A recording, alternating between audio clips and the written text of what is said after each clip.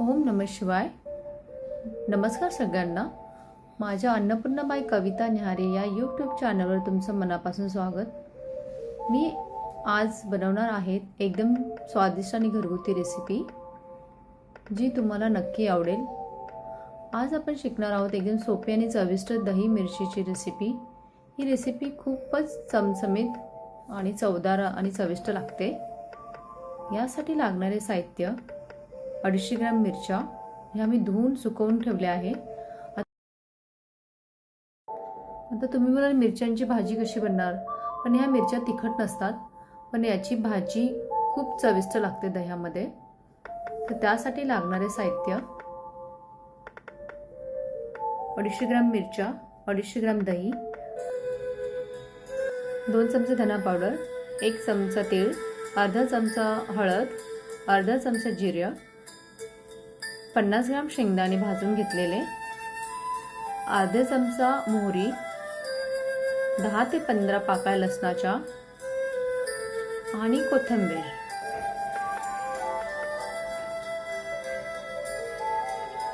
चला सुरू करूया रेसिपी.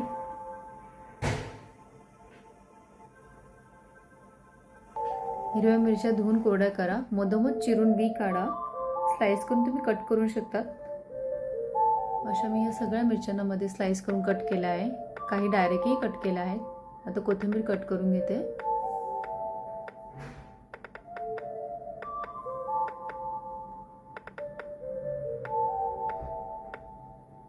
नेक्स्ट स्टेप, शेंगदाणे कुटून घेऊया. तुम्ही मिक्सरमध्ये ग्राइंडही करू शकता.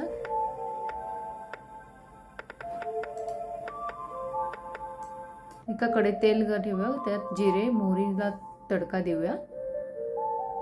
त्याच्यात टेचून घेतलेलं लसूण टाकूया. त्याला परतूया चांगलं. 1 मिनिट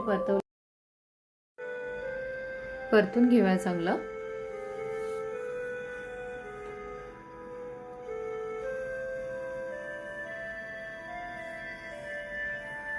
थोडं अर्धा मिनिट परतल्यानंतर याच्यात व्हाईट तीळ ॲड करूया. त्यानंतरही चांगलं परतून घेऊया.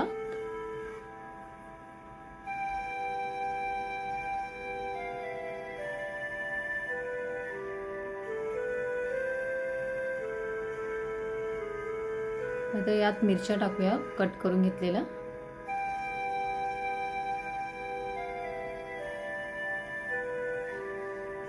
या मिरच्या तेलात परतून घ्या 3 ते 4 मिनिटं मऊ होईपर्यंत.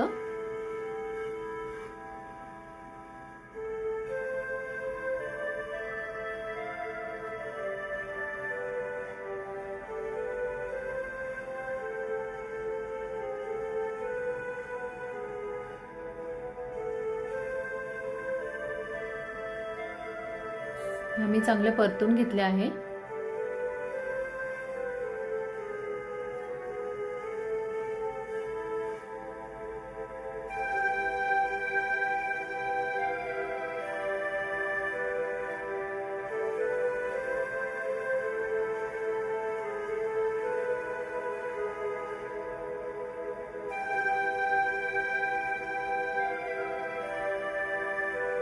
परतवत राहायच्या. 3 ते 4 मिनिटं परतून घेऊयात. त्याच्यामध्ये धनेपूड टाकूया. त्यानंतर हळदी टाकूया. त्यानंतर शेंगदाण्याचं कूट, त्यालाही चांगलं परतून घेऊया. शेंगदाण्याचं कूट टाकल्यानंतर 1 ते 2 मिनिटं परतून घ्यायचं आणि शिजवून घेऊया. त्यात दही ॲड करूया 250 ग्रॅम. त्यालाही चांगलं दही टाकून झाल्यानंतर मीठ टाकायचं आपल्या चवीप्रमाणे आणि त्याच्यानंतर तडका देऊया.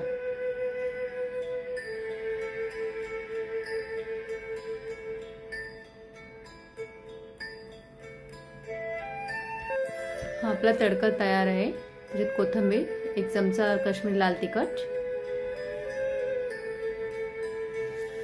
यानी चवही येते आणि दिसायलाही सुंदर रेसिपी दिसते.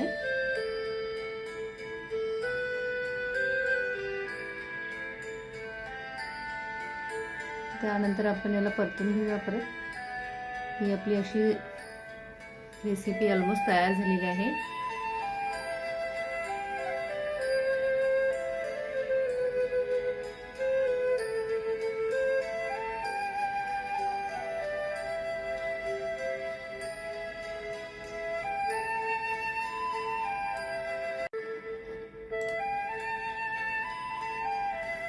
नंतर याच्यावर 2 ते 3 मिनिटं झाकण ठेवून याला शिजवून देऊया.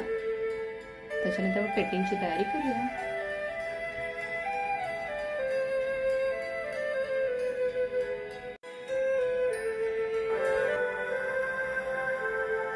ही तुमची दही मिरचीची रेसिपी, स्वादिष्ट रेसिपी तयार आहेत. यामध्ये आपण एक प्लेटिंग करून तांदळाच्या भाकरीसोबत, चपातीसोबत खूप छान लागते.